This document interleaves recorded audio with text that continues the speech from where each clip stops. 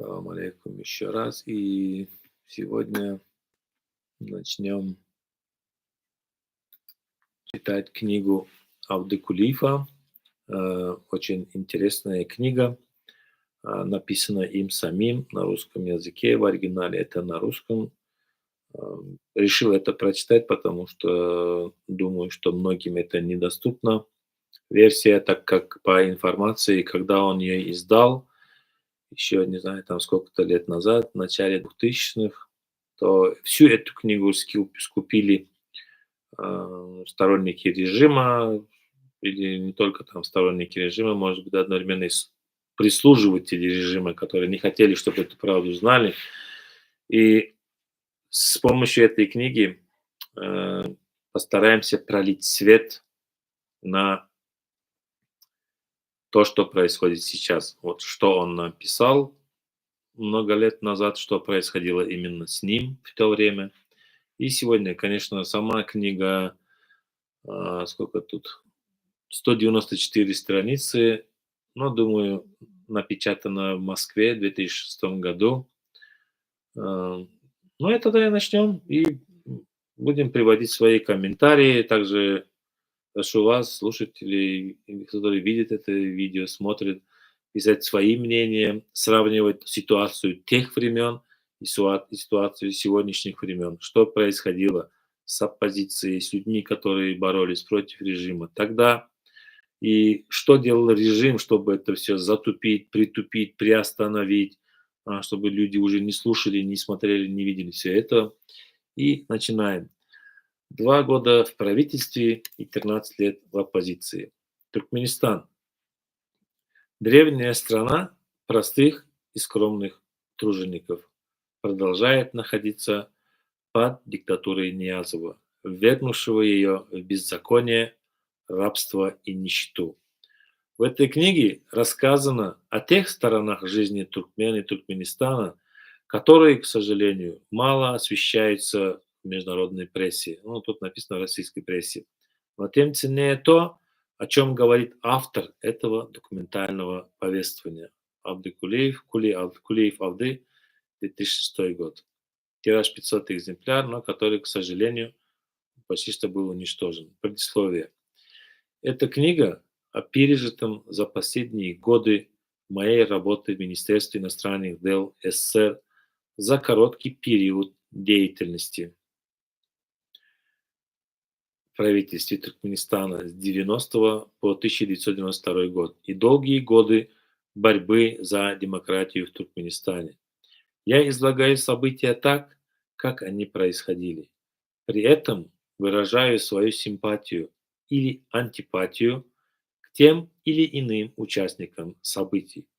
У читателя могут быть и другие дополнительные свидетельства, и он может составить себе более полную картину об изложенных событиях. Я стремился быть предельно лаконичным, точным и объективным с тем, чтобы изложенное мной могло стать моими свидетельскими показаниями, если по какому-либо изложенному в книге вопросу когда-либо будет возбуждено судебное уголовное дело. Итак, часть первая. Туркменистан накануне развала СССР. Ко времени распада СССР Туркменистан оставался аграрной, сырьевой республикой, но развивавшейся по всем направлениям жизни общества. Большой прогресс наблюдался в области образования, культуры, науки, медицины, спорта. Население Туркменистана составляло 4,5 миллиона человек.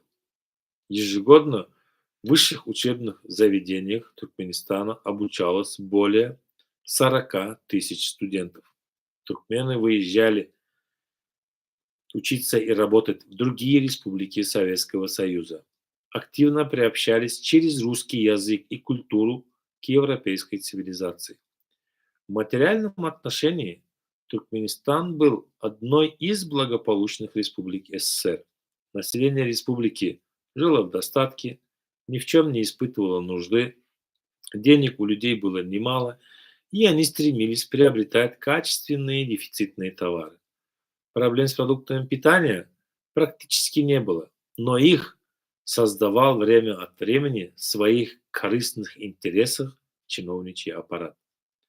Прилавки магазинов и рынков ломились от избытка мяса, молочных продуктов, дешевых овощей и фруктов, причем по доступным для всех ценам. Люди забыли давно о том, что такое голод, нехватка продуктов питания. То же самое можно сказать про товары широкого потребления. Почти все туркменские семьи пользовались благами современной цивилизации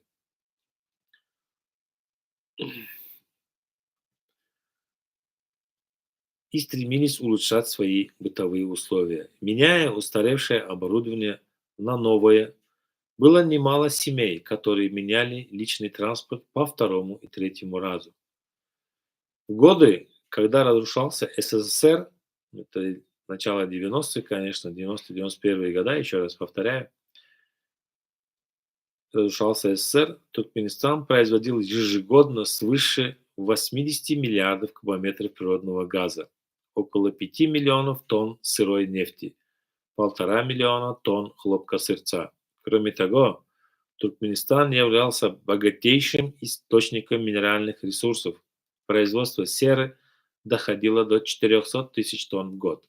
Более половины йода, производимого в СССР, принадлежало Туркменистану.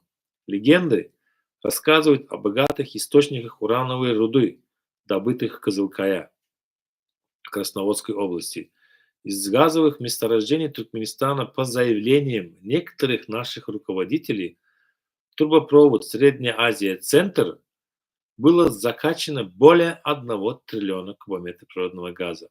Эти цифры я привожу для того, чтобы показать, что Туркмен не являлся дотационной республикой и достаточно хорошо развивался.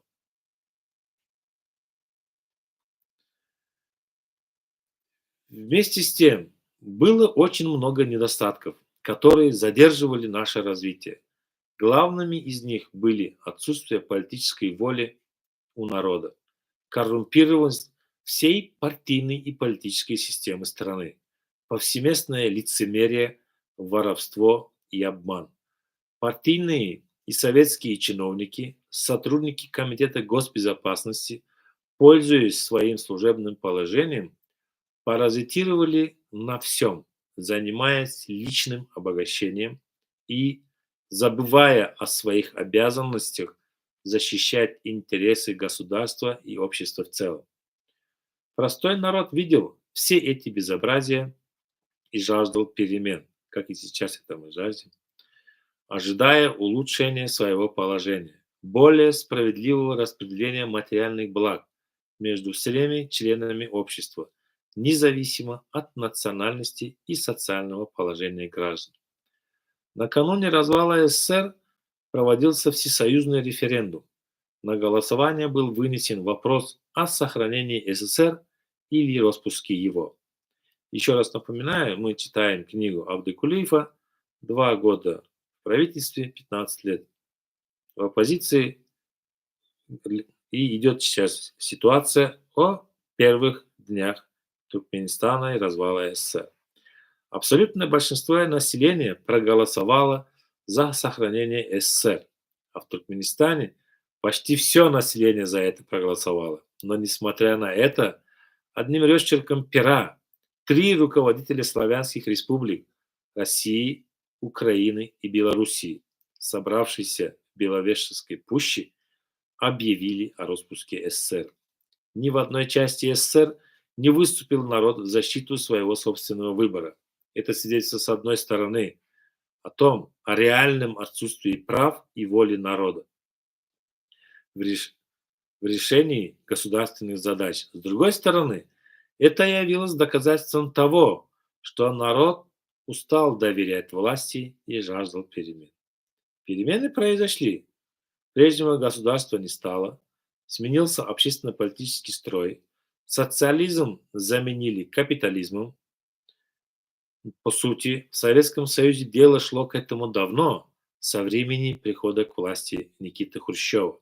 Этот процесс стал более интенсивным во времена Брежневского правления. С приходом Андропова к власти, у простых советских граждан появилась некоторая надежда на восстановление порядка, законности, справедливости. Но старость, тряхлое здоровье и, самое главное, насквозь коррумпированное партийное и советское руководство не позволили Андропову оздоровить советский строй и восстановить социалистическую законность. Приход к власти в СССР Горбачева окончательно решил судьбу советского государства. Период его правления начался с лозунгов перестройки и гласности и окончился сменой общественного строя в СССР.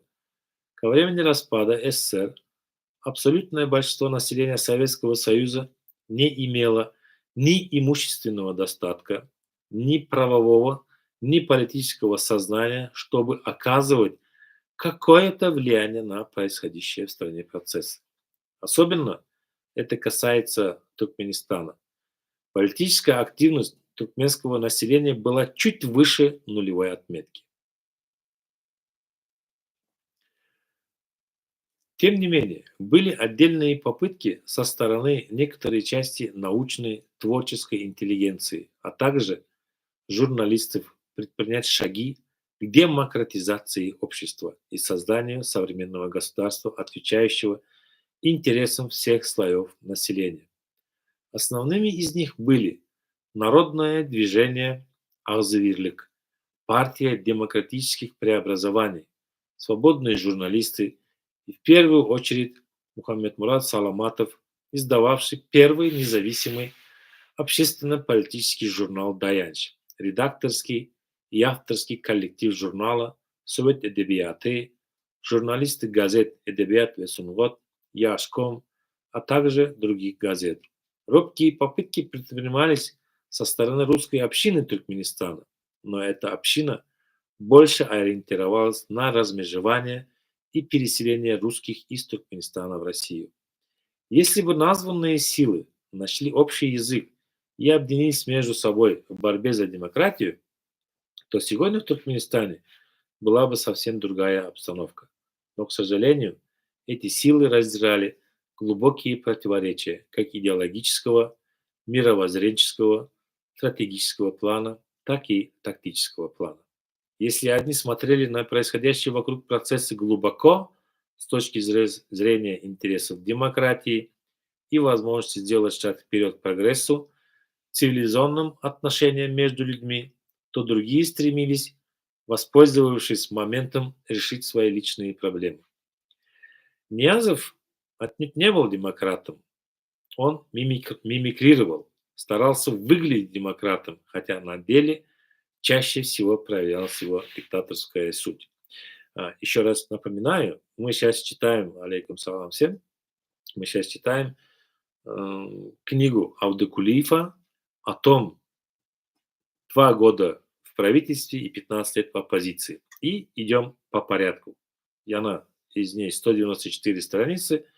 Я думаю, каждый день будем читать по 1 часу, 1 час в день одновременно и на ТикТоке, и на Ютубе тоже, чтобы это сохранилось для будущего поколения, чтобы люди знали, была информация, какие игры игрались в то время, и можно будет их сравнить. Но это еще чуть впереди, и продолжаем читать дальше. Находясь, о Ниязове он сейчас начал говорить, Абдыкулиев, находясь долгое время на партийной работе, а последние несколько лет перед развалом СССР на посту первого секретаря ЦК КПСС Туркменистана, он обрел все черты характера диктатора, полновластного хозяина страны.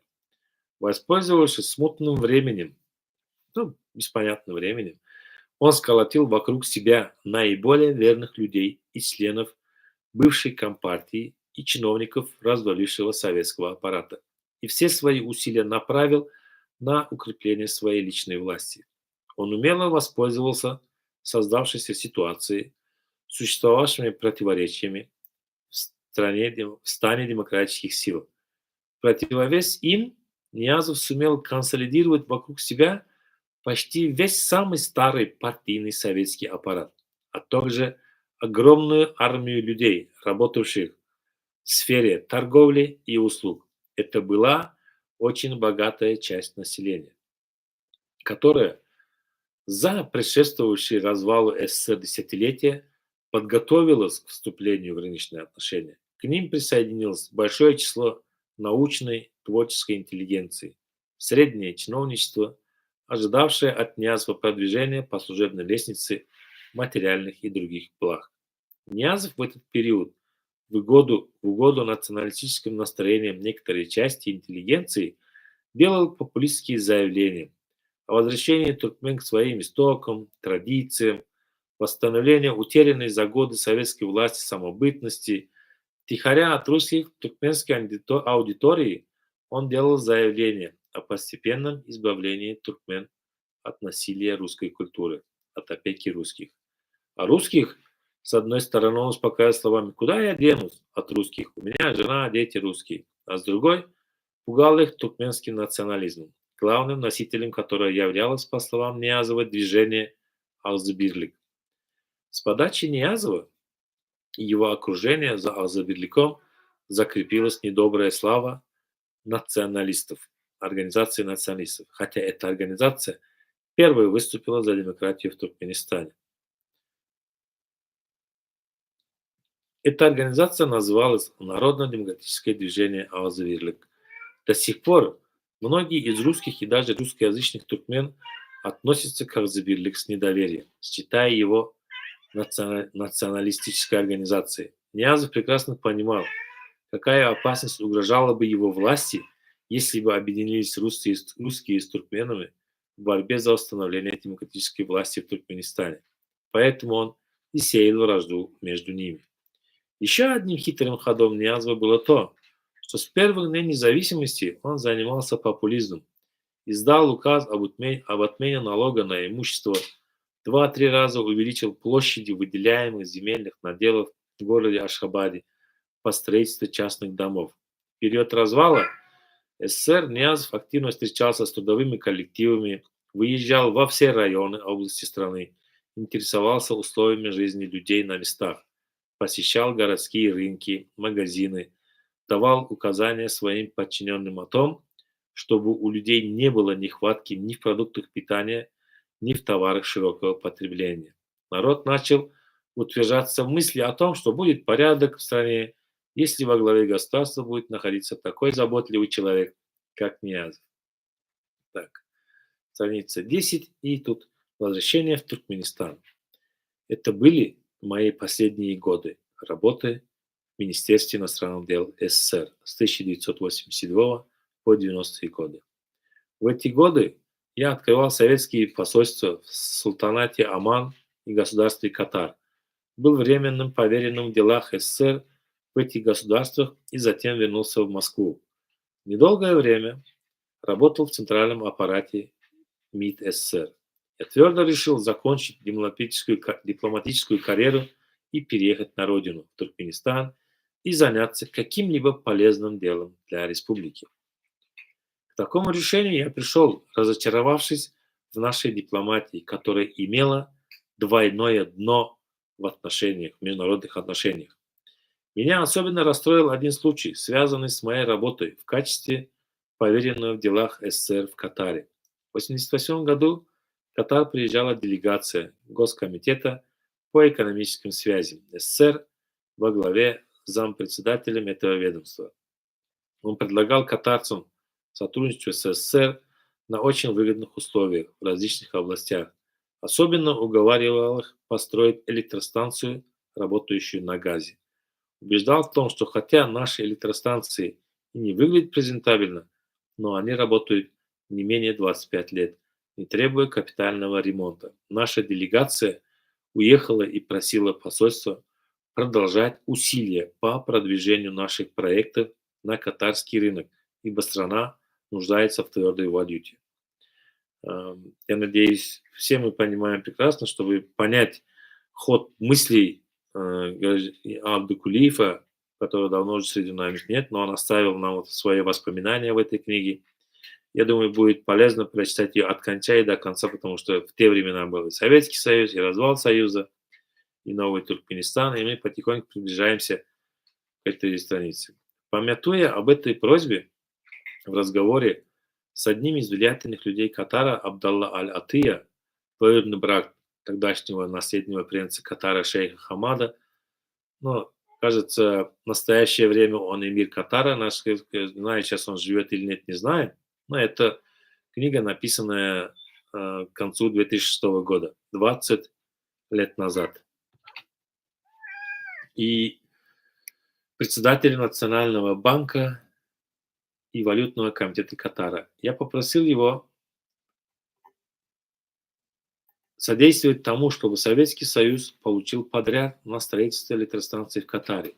Если планируется строительство такого объекта в стране, Аль-Атыя спросил меня о возможностях нашей страны в этой области. Я рассказал ему все, что слышал на этот счет от экономической делегации СССР, которая недавно посетила Катар. В ответ на мои слова Аль-Атыя сказал, что недавно в тендерной комиссии Катара, членом которого он является, обсуждался вопрос о передаче японцам подряда на строительство электростанции стоимостью $850 миллионов США. Он обещал поговорить с шейхом Хамадом о том, чтобы этот объект передать советским специалистам. Если удастся уговорить шейха сделать это, то он организует мою встречу с ним с тем, чтобы я мог подтвердить способность советских специалистов построить такой объект. Вскоре состоялась моя встреча с шейхом. Я написал в Москву телеграмму о согласии Катара заказать СССР строительство крупной электростанции, работающей на природном газе. Из Москвы пришел ответ о готовности принять этот заказ и приглашение на имя Абдалла Аль-Атыя для проведения предварительных переговоров. Аль-Атыя поставил условие, чтобы я сопровождал его в этой поездке. При этом он просил сообщить Москву о том, что приедет туда из США, куда вылетает на днях по заданию своего руководства. Я сообщил об этом в Москву. Москва ответила согласием. Когда наступил день отъезда, я прилетел из Катара в Кувейт, чтобы оттуда отправиться в Москву. Там уже лежала телеграмма в нашем посольстве, предупреждавшая меня не вылетать в Москву, так как ГКС, экономический союз, отказывается принять на себя такой заказ, несмотря на возражения и уговоры нашего посла в Кувейте. А Минкина я не смог не вылететь в Москву, так как дал слово Аль-Атыя встретить его в Москве и быть рядом с ним при его встрече с руководителем ГКС. Начальник отдела Ближнего Востока МИД СССР Поляков ФП был шокирован, когда увидел меня на 8-м этаже министерства, где был расположен наш отдел. Он сразу же предупредил меня, чтобы я приготовился к неприятной встрече с замминистра Воронцовым. Воронцов пожурил меня за то, что я не послушался указания центра и приехал. Я объяснил ему, что не мог не приехать, поскольку дал слово катарскому министру сопровождать его в поездке в Москву. Затем он сообщил, что ГКС отказывается брать этот заказ, так как не сможет выполнить его. На мой вопрос, где они были раньше, Воронцов лишь пожал плечами. Вот так мы опростоволосились. Абдалла Аль-Атыя расстроился не меньше, чем я по этому поводу, ибо ему предстояло объясняться с наследным принцем, которого он уговаривал отнять заказ у японцев и отдать советским. После этого случая я твердо решил уйти из СССР, где мы видим, что люди, получившие образование в бывшем Советском Союзе, а в основном это рабочие, чиновники правительственных организаций, просто не стоят за своими словами и спокойно могут человека обмануть, использовать.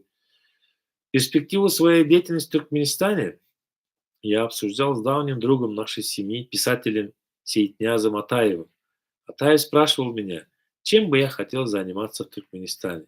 Я тогда ему ответил, что с удовольствием занялся бы педагогической деятельностью и рассказал о своей мечте открыть школу для одаренных детей Туркменистана, куда бы дети набирались из всех семей, и где бы они обучались нескольким языкам, особенно же хорошему туркменскому языку. Загоревшись этой идеей, Сейтняз Атаев сразу же взялся мне помогать. Он связался со своим коллегой по Перу и другом Худайбердом Дурдыевым, который в то время занимал пост третьего секретаря ЦК КП Туркменистана и был третьим лицом республики, и договорился о встрече с ним для обсуждения вопроса о моем трудоустройстве в качестве руководителя школы для одаренных детей Туркменистана. Еще раз напомню, что это 1990 год. Несмотря на то, что о встрече договаривались заранее, во время попасть на прием к Дурдыеву мы не смогли. Довольно долго мы его ждали в приемной, пока он не закончил беседы со своими подчиненными. Потому что мы все прекрасно знаем, что в Туркменистане проводить собрания – это самое любимое занятие всех начальников, начиная от этого президента, от которого вообще толку никакого нет. Что от отца, что от сына. Только и делают, что целый день проводят собрания бесполезное. Людей мучают. Он не счел нужным извиняться перед нами за это, что мурыжил нас своей приемной, и начал разговор сам, не дожидаясь того, что мы скажем ему, не выслушав нас. Дурдыев стал уговаривать отказаться от идеи создания такой школы, ибо этот щекотливый вопрос не может быть решен без одобрения Москвы, а Москва не пойдет нам навстречу. Мои попытки возразить ему и сказать, что аналогичные школы имеются в России, не возымели никакого воздействия на Дурдыева. Он остался при своем мнении, что Москва не разрешит нам этого сделать, при этом он обещал найти мне другое применение. Чиновники в те времена дают слово «да, поможем, приходите», а потом отнекиваются. Ну хорошо. Мы ушли от Дурдыева разочарованные. Особенно сильно расстроился Сейтня Затаев, хотя и я не в меньшей степени был огорчен. Нас обоих расстроила невозможность для нас самостоятельно решать такие простые вопросы, как открытие школы. Сейтня Затаев не забывал о моем горячем желании вернуться в Туркменистан и искал подходящее место для моего трудоустройства. Конец 80-х и начало 90-х годов – самый разгар процесса развала СССР. Руководители Туркменистана начали обращать внимание на укрепление МИД республики как самостоятельного министерства, призванного демонстрировать национальный суверенитет. Атаев связался со мной в Москве и поинтересовался, не соглашусь ли я занять пост министра иностранных дел Туркменистана. Я ответил, что соглашусь, если мне предложат. После этого Сейтня Затаев начал подготовительную работу с тем, чтобы я приехал в республику в качестве Министерства иностранных дел Туркменистана.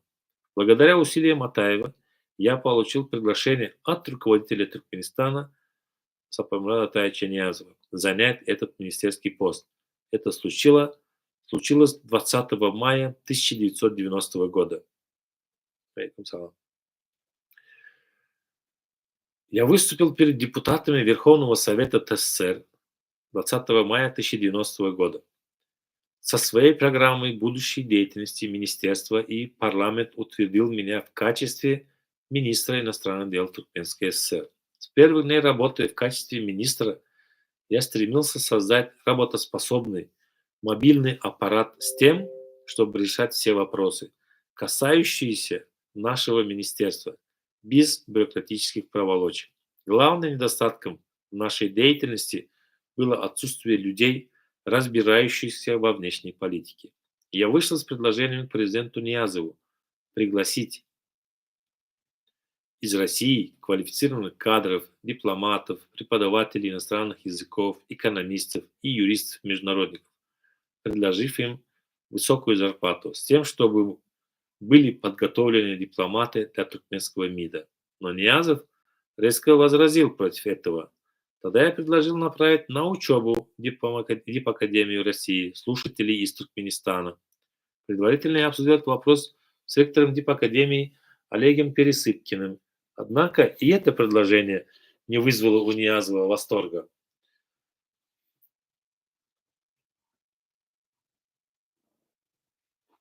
Но я настоял на своем. В результате в 1991 году на учебу в Дипакадемию было направлено 8 слушателей. Но после моей отставки, все они были отозваны назад. Дело еще усложнялось тем, что многие из тех, кто хотел работать в МИДе, в системе МИД Туркменистана, не владели туркменским языком, хотя и были туркменами. В тот период остро стоял вопрос об обязательности знания туркменского языка, поскольку был принят закон о том, что государственным языком Туркменистана является туркменский язык. Я выступил с инициативой ведения деловой межведомственной переписки в пределах Туркменистана на туркменском языке. Ниязов это предложение поддержал. Не могу не рассказать о курьезе, имевшем место в связи с запиской, отправленной мной на туркменском языке на имя председателя правительства Хана Ахмедова. У Хана Ахмедова в тот период были два помощника, и оба они были русские. Моя записка попала к ним. Они, не понимая, что написано там, положили ее на стол Хану Ахмедову в том виде, в каком она поступила к ним. Хан Ахмедов, не привыкший читать записки на туркменском языке, очевидно решил пожаловаться Ниязову. А Ниязов на следующий день на заседании правительства просил меня не посылать Хану Ахмедову записки на туркменском языке, так как ни он, ни его помощники не умеют читать по-туркменски. Начало 90-х годов были годами распада СССР.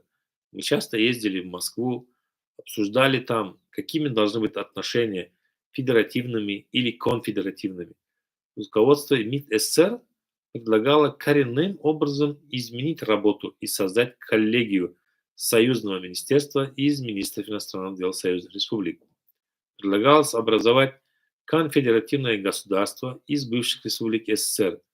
В 1991 году меня включили в состав делегации СССР для участия в очередной сессии Генассамблеи ООН. На эту сессию советская делегация приехала с предложением об отмене ранее принятой резолюции ООН, осуждающей сионизм как форму расовой дискриминации, которая была принята в свое время по инициативе Советского Союза. Когда вопрос обсуждался в советском правительстве, в представительстве в Нью-Йорке, я предложил, чтобы мы не выступали с этой инициативой, чтобы это сделала какая-либо другая страна. Руководитель делегации, министр иностранных дел СССР Борис Панкин сказал, что это указание Горбачева, и мы должны его выполнять. Я добавил, да, выполнить и настроить весь арабский мир против себя. Для меня тогда стало понятно, что Советский Союз долго не протянет и скоро развалится. Я начал по своей инициативе активные контакты с госсекретарем США по иностранным делам Джеймсом Бейкером и министром иностранных дел Саудовской Аравии Саудом Аль-Фейсалом. Обратился к ним с просьбой принять меня. Оба они приняли меня. Я поделился своими мыслями о скором развале СССР и просил их поддержать независимость нашего государства Туркменистана. От имени руководителя нашей страны Ниязова я пригласил Бейкера и Фейсала посетить Туркменистан в ближайшее удобное для них время. Они приняли приглашение и сказали, что скоро сообщат конкретные даты своих визитов. На второй день я позвонил из Нью-Йорка в Ашхабад и сообщил об этих встречах Ниязову, который поблагодарил меня за проявленную инициативу. Вскоре после этого, в первом квартале 1992 года, и Бейкер, и Фейсал посетили Туркменистан, когда он уже был суверенным государством. Точку спорам о будущем Советского Союза, как известно, поставило Беловежское соглашение между Ельциным, Кравчуком и Шушкевичем о распуске СССР. Россия, Украина и Белоруссия. Визиты высокопоставленных государственных деятелей США и Саудовской Аравии в Ашхабад сыграли очень большую роль в признании нашего суверенитета, и авторитет нашей страны значительно повысился в глазах наших соседей. Один за другим состоялись визиты глав нашего государства в Турцию, Иран, Саудовскую Аравию, Индию. Приезжали правительственные делегации различных стран мира в Туркменистан с целью установления дипломатических отношений. Наконец приехала и делегация России во главе с министром иностранных дел Козыревым для установления дипотношений между Российской Федерацией и Туркменистаном. Теперь глава следующая. Как испортились мои отношения с Ниязовым? Первый год моей работы в правительстве не было никаких проблем в наших отношениях. Мы находили общий язык во всем. Все было построено на доверии. Ниязов доверял мне, и я старался оправдать его доверие. Но такая идиллия в отношениях бывает недолго. Ей приходит конец по причине ошибок, допускаемых нами самими, а также стараниями наших типа доброжелателей, которых всегда более чем достаточно вокруг каждого нас. Ну, вот душман. Замборона Адам. Душмаnem işe vardır. М, к- Кроме того, нашему взаимопониманию мешало разное понимание нами задач, стоящих перед страной. Секунду.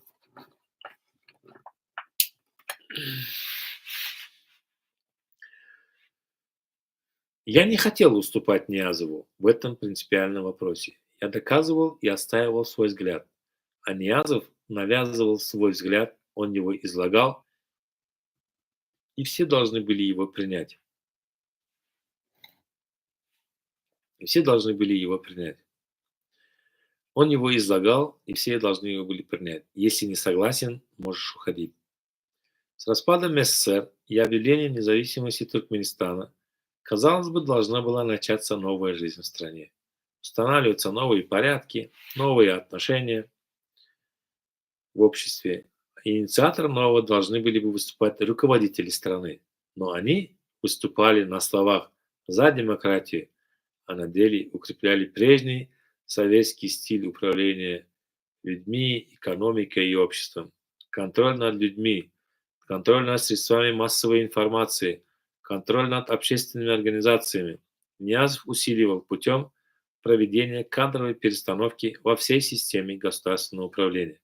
При этом он убирал знающих свою работу опытных, высококвалифицированных специалистов и ставил на их место людей, совершенно не разбирающихся в тех или иных вопросах, которые они призваны были решать.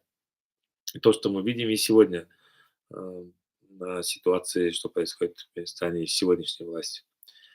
И даже им он не давал возможности работать. Приведу один пример, чтобы не быть голословным. В 1991 году Ниязов разогнал важное ведомство государства – Комитет народного контроля. Прежние сотрудники этого учреждения были уволены, и на их места набраны другие люди, не знавшие, как и чем они будут заниматься на новом месте. Председателем этого комитета был назначен тогда Сапаргельды Мотаев, впоследствии ставший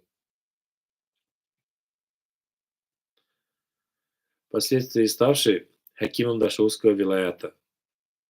В одном из разговоров с Матаевым я говорил ему о важности возглавляемого им ведомства. Он пожаловался мне, что его попытки заняться каким-либо конкретным делом на новом посту не находят поддержки у Ниязова. То же самое мне говорил и другой председатель этого комитета, пришедший на смену Матаеву, Нурмухамед Аширов. Не могу не рассказать об обстановке, царившей в администрации Ниязова. Все встречи с иностранными гостями и совещания в узком кругу проходили в кабинете Ниязова, бывшем здании ЦК КПСС Туркменистана по улице Карла Маркса. При непременном присутствии помощника президента Жадана Александра Николаевича и пресс-секретаря президента Раздурдыева Аннагельды Джапаровича. Эти двое соревновались между собой, кто скорее принесет ему чистую пепельницу Ниязову, чтобы он мог стряхивать туда пепел со своей сигареты. Был и такой эпизод, когда первый пресс-секретарь Раздурдыев, не найдя чистую пепельницу, представил президенту свою ладонь, на которую Ниязов спокойно стряхнул пепел со своей сигареты. Вторая их задача состояла в том, чтобы перед Ниязовым все время стояла пиала горячего зеленого чая. Создавалось впечатление, что никаких других забот у этих людей не было. В соревнования по обслуживанию президента чаем и пепельницей вступал и член президентского совета Нурклычев Ниязклыч. Были и такие случаи, когда Нурклычев с подобострастием подбегал к Ниязову и поправлял ему покосившийся галстук или завязывал развязавшиеся шнурки туфель Ниязова. Вот такие нравы были в близком окружении Ниязова. И сейчас вот сравнить то, что сейчас у нас происходит в стране. Вот сейчас Авдокулиев нам рассказывает первые дни становления государства Туркменистан в своей книге. И мы это можем сейчас прямо сравнить на примере Бердымухамедова или его сына Сердара Бердымухамедова. И что происходит в стране. Вот чем занимаются люди, которые должны заниматься благосостоянием страны, народа и всего. В общем, они нет, они только занимаются тем, что прислуживают, преклоняются и не знаю, что там еще. Ну, в общем, дальше, думаю, проходить не надо. Сразу после объявления Ниязова президентом Туркменистана Нурклыч Ниязкылыч заказал портрет Ниязова одному из туркменских художников и повесил его в своем кабинете. Вернее, Геля, откуда ноги растут. Но Клычев тогда пригласил меня в свой кабинет и посоветовал сделать то же самое. Я резко ответил, что делать этого не стоит.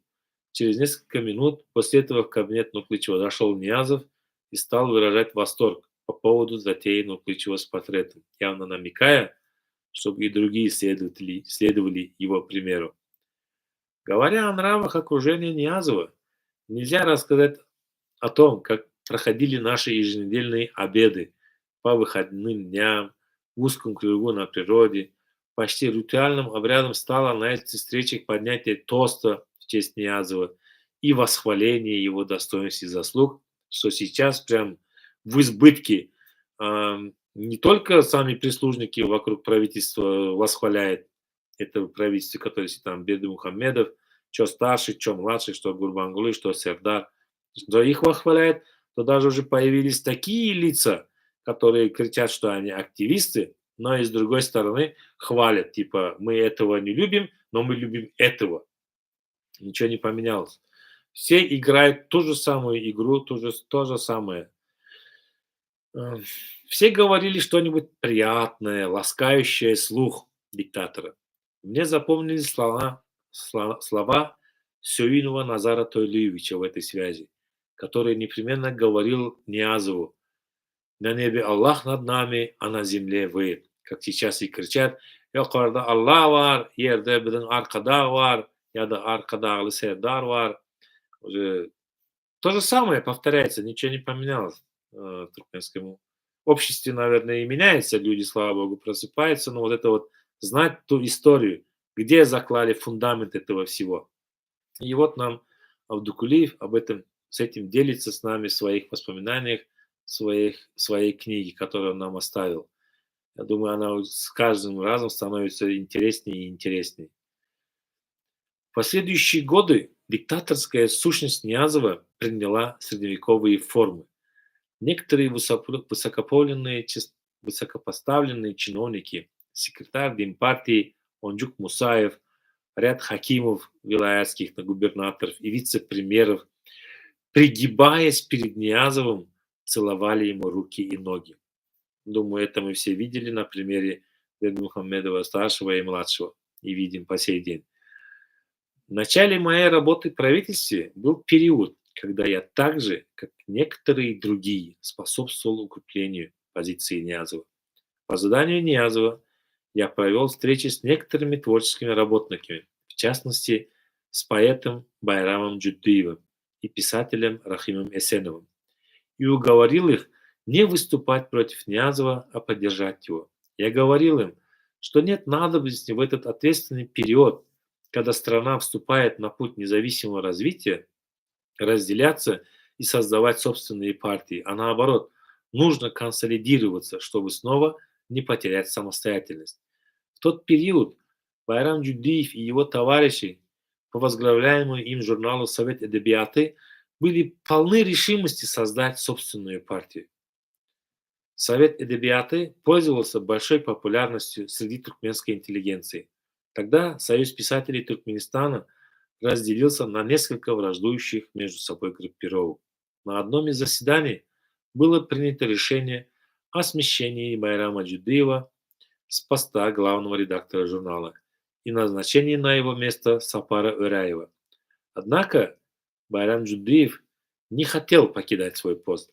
В беседе с Джудриевым я просил его подчиниться решению Союза писателей и не продолжать конфликт.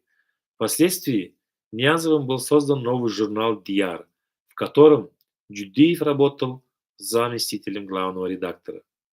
В конце 1991 года я выступал в Туркменском государственном университете и Туркменском политическом институте перед студентами и преподавателями, где также призывал к поддержке политики правительства Туркменистана, направленной на укрепление самостоятельности нашего государства. И тут мы видим, Абдукулиев признается, да, что он, не осознавая того, сам же принял в этом участие, но, видите, ай, бөлüşмәлин, давайте не будем раскидываться, там не разлагаться, ну, давайте вот так вот сделаем. Не могу не вспомнить и другой случай, который имел место во время нашего государственного визита в Турцию. Хозяин одного из знаменитых кафе в Стамбуле, угощая нас кофе, высказался так, как будто бы Кемаль Ататюрк теперь является и нашим национальным героем. Я на это совсем неудачно среагировал и сказал, что теперь у нас есть свой Ататюрк. Это, конечно, непростительная с моей стороны ошибка, которую могли использовать впоследствии и использовали также против меня. Этим заявлением я хотел подчеркнуть нашу самостоятельность и наше стремление построить современное государство, а отнюдь не потакать вождистским наклонностям Ниязова. В 1990-91 году я от имени правительства часто приглашал арабских шейхов посетить Туркменистан, уговаривал их делать инвестиции в развитие сельского хозяйства. Я учитывал то, что природные условия Туркменистана и арабских стран схожи, а капельное орошение, применяемое в Саудовской Аравии, позволило ей выращивать богатые урожаи зерновых культур, которые она экспортировала даже в Россию. Предлогом для посещения Туркменистана была соколиная охота, которой увлекаются шейхи арабских княжеств Персидского залива. Первым приехал в Туркменистан шейх Катара Халед Аль-Атия. Вслед за ним приехал шейх Мухаммед Абдел-Азиз, член правящей семьи Саудовской Аравии. Приезжал также помощник тогдашнего наследного принца Бахрейна шейх Хаммад Аль-Сани. Все они имели желание инвестировать свой капитал в экономику Туркменистана. Шейх Саудовской Аравии был готов вложить несколько миллионов долларов США в строительство сельскохозяйственного комплекса, но, к сожалению, дальше соколиной охоты дело не пошло. Их охота превратилась в форменное браконьерство. В заповедник Туркменистана уничтожались птицы и животные, занесенные в Красную книгу. Вместо обещанных инвестиций в экономику страну шейхи стали делать подношения Ниязову наличной валюты. Ниязов с удовольствием принимал деньги и позволял шейхам делать все, что они хотят. Природоохранное ведомство Туркменистана ничего не может поделать с этим. По сей день это продолжается, к сожалению. Но и сами тоже уничтожают животных, зверей, птиц, занесенных в Красную книгу, и нынешнее правительство тоже. В виде Курбангулы Бердымухаммедова, его сына Бердымухаммедова и всех их окружающей своры. Часто вспоминаю эпизоды совещаний по обсуждению макетов нашей национальной валюты с портретом Ниязова, проходивших в его кабинете. Первый зам кабинета министров Атачараев на этих совещаниях всегда выступал за то, чтобы вместо портретов Ниязова размещать на валюте портреты наших знаменитых поэтов, фотографии археологических находок или памятники старины. Никто не выступил тогда в поддержку Атачараева. Я не хотел вступать в конфликт, поскольку понимал, что для Ниязова это был уже решенный вопрос, и он советовал с нами лишь для проформы, так, для вида. По истечении многих лет я понимаю, что был тогда неправ. Надо было сказать свое мнение, надо было и видеть. Но, как мы сейчас считаем, в то же время должен рассказать и о случаях, когда я выступал против поощрения различных выходок подхалимов. Не помню имени человека, прорвавшегося к правительственной трибуне во время празднования Дня независимости в октябре 1991 года. Это был пожилой человек, одетый в туркменскую национальную одежду, представился жителем Каргала и заявил, что хочет прочитать собственное стихотворение, которое он посвятил Ниязову. Я сказал Ниязову, что не нужно разрешать делать этого. Меня поддержал тогда находившийся рядом писатель Сейтня Затаев, но Ниязов не послушался нас и допустил его к микрофону. Впоследствии оды этого рифмоплета, написанные в честь Ниязова, часто появлялись на страницах туркменских газет. Примерно к этому времени относится другой случай, именно случай, имевший место в связи с наводнением после селевых потоков, обрушившихся на Тахтабазарский район Марийской области. Наводнение уничтожило все хозяйство одного из колхозов этого района. Это октябрь-ноябрь месяц 1991 года. Наводнение уничтожило все хозяйство одного из колхозов этого района. Правительство быстро помогло ликвидировать последствия наводнения. Якобы благодарность Ниязову жители пострадавшего колхоза с подачи губернатора, с подачи хакима этой области Курбанмурада Варазова обратились к Ниязову, чтобы он дал согласие присвоить колхозу его имя. Ниязов спросил мнение членов правительства в этой связи. Я лично высказался против, чтобы мы повторяли ошибки прошлого и называли какие-либо объекты именами живых людей. Мое заявление никто из сидящих не поддержал, предоставив Ниязову право самому решить этот вопрос. Затем к этому вопросу Ниязов несколько раз возвращался, когда мы разговаривали вдвоем. Я ему говорил то же самое и просил его не потакать под Халиму. Но он вскоре подписал указ о присвоении своего имени этому колхозу, и с этого дня начались присвоения его имени, имен его родителей, многим сотням и тысячам других объектов, хотя на заседании правительства он обещал, что это будет первый и последний раз в его жизни. Приведу еще несколько примеров того, что нас разделило. На последнем съезде Компартии Туркменистана 16 декабря 1991 года Ниязов в один день распустил Коммунистическую партию Туркменистана и создал Демократическую партию Туркменистана и объявил, что все члены КПСС могут стать членами новой партии, но для формальности они должны будут написать заявление о вступлении в Демпартию Туркменистана. Я не стал вступать в эту партию, что вызвало недовольство Ниязова. Он много раз напоминал мне о необходимости вступить в партию. Я отвечал, что не хочу быть партийным. Я согласен. Обсуждая с Ниязовым вопрос о деятельности Министерства иностранных дел, я говорил о необходимости осуществления учета и архивирования со стороны Министерства всех контактов госчиновников с представительствами иностранных государств. Для этого нужно ввести обязательную запись беседы официальных лиц Туркменистана с иностранцами. Такая практика часто отсутствовала в Туркменистане, начисто отсутствовала в Туркменистане.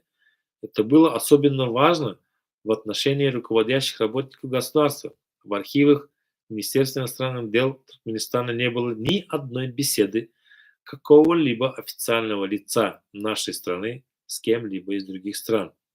Неизвестно, как велись государственные дела с центральными властями, если не фиксировались те и иные обязательства сторон в их беседах и переговорах.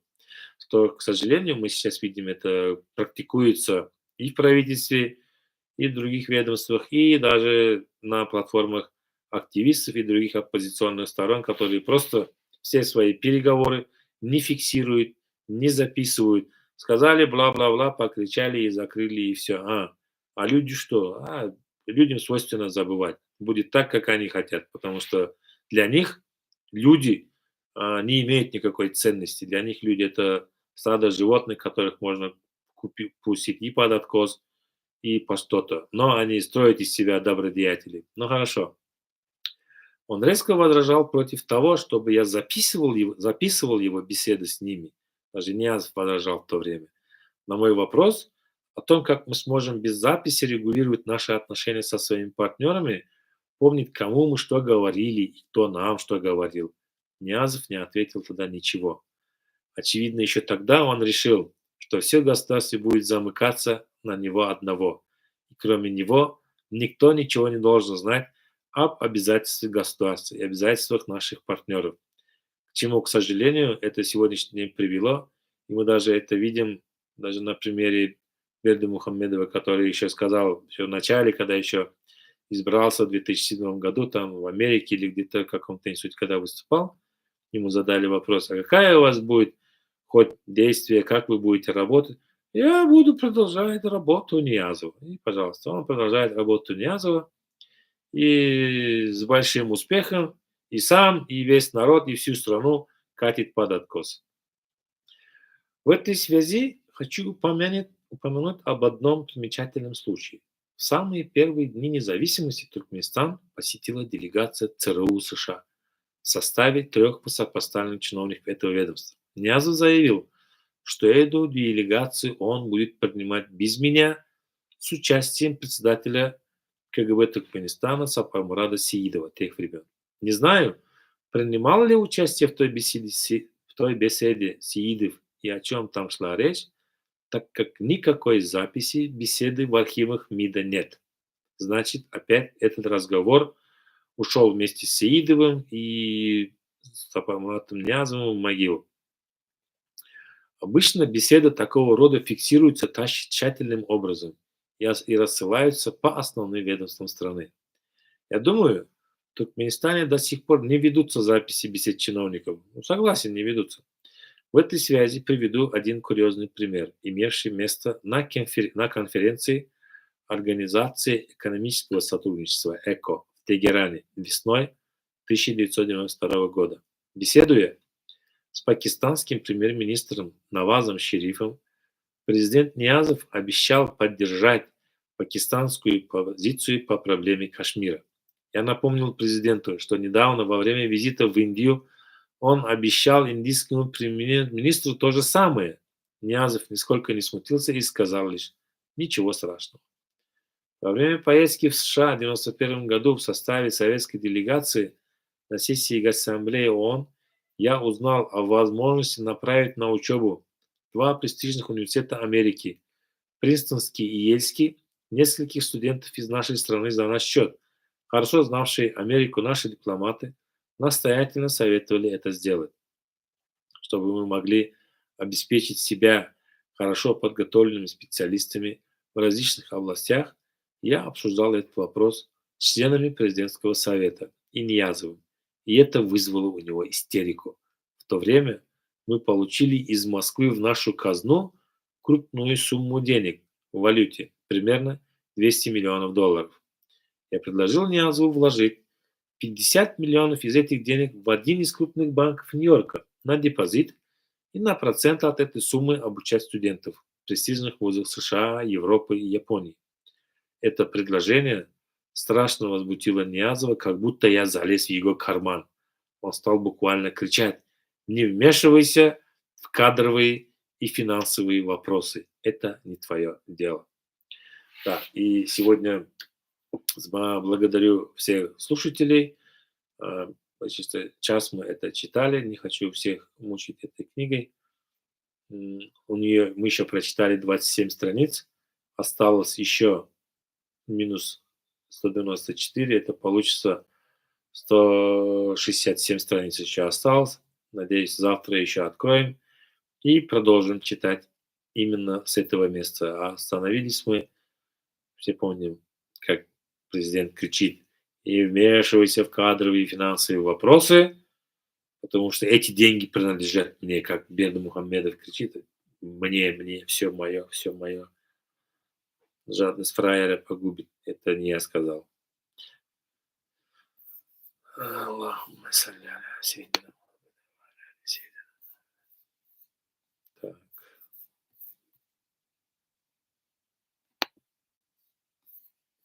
ой-ой-ой, что стало, что стало.